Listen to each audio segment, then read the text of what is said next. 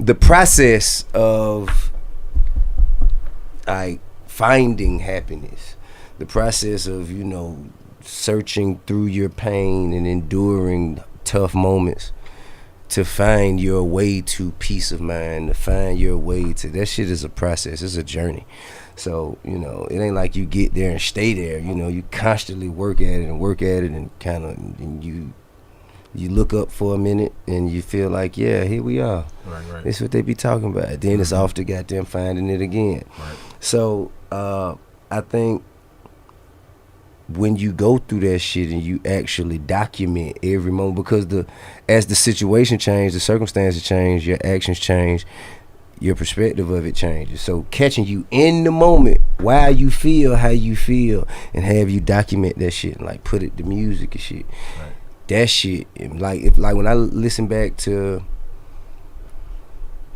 let's just say, trap music, I'm serious, I hear the perspective of somebody who was stepping into a world they had no clue what to expect. You know what I'm saying? Like, shit, I'm here and I'm gonna, you know, go for mine. And then, you know, you go to places like T.I. versus T.I.P. or Paper Trail. It was more like I got in this shit and it wasn't all I expected. Right. You know what I'm saying? Right. And then you listen to shit like Dime Trap or The Libra, and then it's like, I'm in this shit. First thing I know, don't set any expectations. Right. You know what I'm saying? Right. One thing I learned from all this time, don't set no expectation, bro. That's the first way to be disappointed. Right. Take what the universe give you, use it to the best of your ability. You know what I mean? Right. And keep it pushing.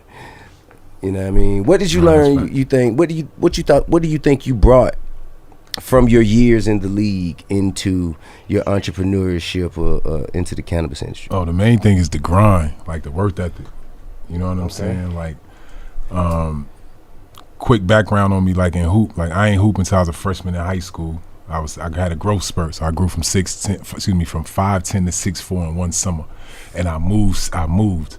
So when I moved to the new city, Roselle, New Jersey, when I got to school as a freshman, everybody just thought I hoop, but just ain't never heard of me. Like, big tall niggas, blah blah blah. So football was my first love. So I played freshman football, then moved up to JV, and the JV coach made me hoop. So I went from never playing basketball to being the worst player on my team as a freshman, and in 3 years' time being the #1 player in the country. Damn. And the reason why I was able to do that is because of how hard I worked. You know what I'm saying? Like, I stayed in the gym. Like, I ate, slept, drank basketball. You understand what I'm saying? And I saw the success that I was able to have, getting to the league out of high school, and then playing for 16 years. You know what I'm saying? And my biggest thing, the reason why I was able to play that long is because I always had the perspective of like somebody, a young boy is trying to take my job. Because I remember as a rookie coming in the locker room and looking at Dale Davis and Reggie Miller and all them dudes and thinking to myself, like, I'm better than them. You know what I'm saying? So I just always remember that, and remember that the next kid coming behind me is going to look at Al Harrington like, Al Harrington really ain't that good. I'm going to take his spot. So I took that same attitude into cannabis. Right. You know what I'm saying? So for me, bro, like, I'm never satisfied. You know, you can ask the team. Like, they always like, bro, you got to really take a step back and like acknowledge what you've built. But for me, I'm just always thinking there's somebody coming. Right. You know what I'm saying? So well, it always is. It is, exactly. So I think that's what I brought into cannabis, to the point where like tenacity. I'm not gonna become complacent, and my team not gonna be complacent. If y'all think we arrived, then y'all shouldn't work for this company no more. You understand what I'm saying? Like, we gotta keep pushing this thing, and especially because being a black company, we gotta be 10 times better than those other companies anyway. Right. You understand what I'm saying? So I gotta, like, that's gotta be the attitude of the team. Everybody gotta be ready to rock. Man, you're doing a damn good job, I must say. I have a question. What do you think about Oregon legalizing crack?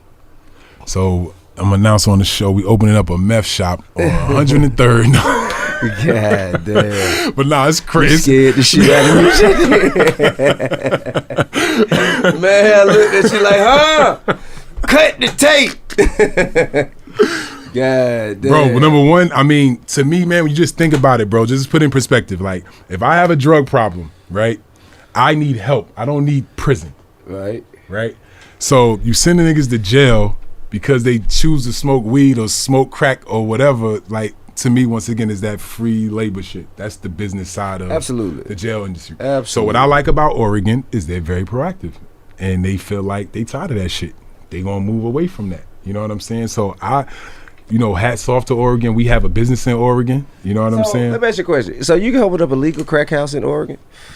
You can't open. I don't know if you can distribute it. A legitimate crack house.